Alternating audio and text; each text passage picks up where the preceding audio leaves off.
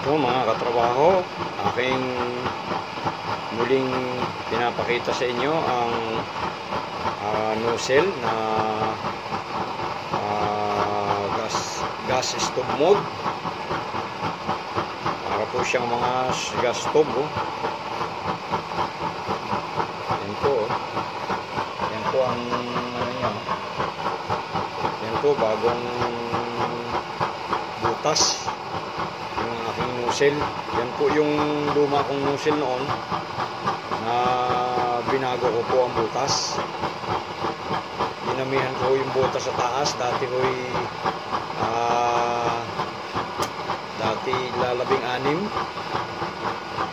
Ngayon po ginawa kong 32. Ito siya, oh. Yan. Yan po. Yan. Ayan po ang apoy niya pag siya'y mahina, oh. Yan, oh. Pang in-in mode ho yan. Yan. Pang in-in mode ho siya. 4 po yan. Bago yung kanyang nozzle ho'y ginawa ko ding 4x4 po yan. 4 din ho ay yung nozzle.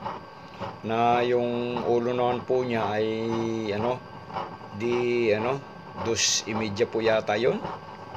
Bago yung ho niya, yung puno ho niya ay bali 3/4. Yan po, oh, pang in-in mode ho yan. Pwede pa pong hinaan, oh. Yan po ang apoy niya, oh. Yan, pag nilaksan naman po, ayan po, oh. Yan. Wala pa ho siya, nakalahati siya.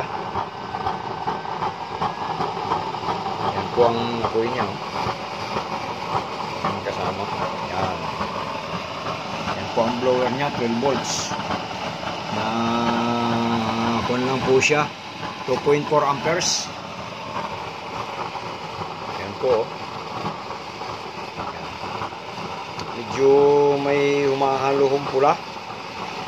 Tuwaho nung burner po niya ay parang medyo madumi na yung ilalim. Pero asol po siya. Pag yan naman po pag sinalangan naman po siya ng kaldero, nawawala po yung pula niya. Bali, ang gumagana na lang po yung asol na nandyan. Kasi siguro po kaya rin pumupula ay gawa ng hindi na humabot ng hangin yung kanyang apoy. Pag tumaso yung apoy, hindi humabot na ng hangin. Kaya siya pumupula.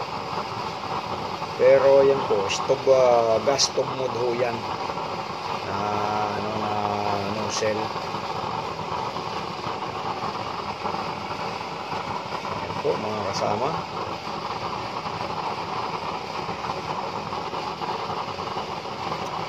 Po ay yung may yung natutuklod po ang kanya, yung pressurized cup, pressure cup.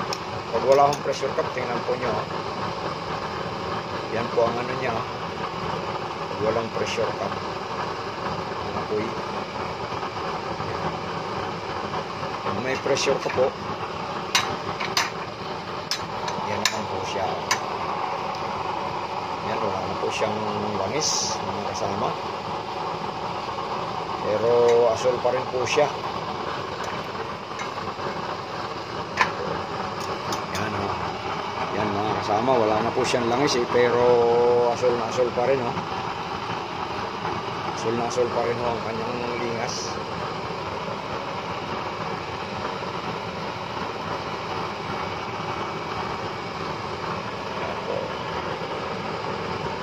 Pinahinaan po. Yan po ang hina niya.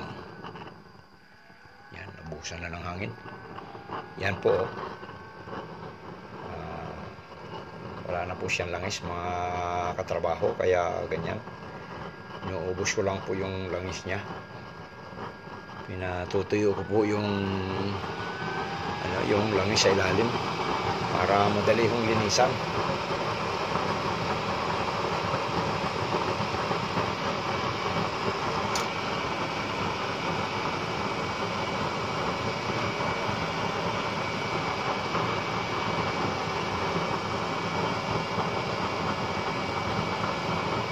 sana nagustuhan nyo mga kasama ang aking pinakitang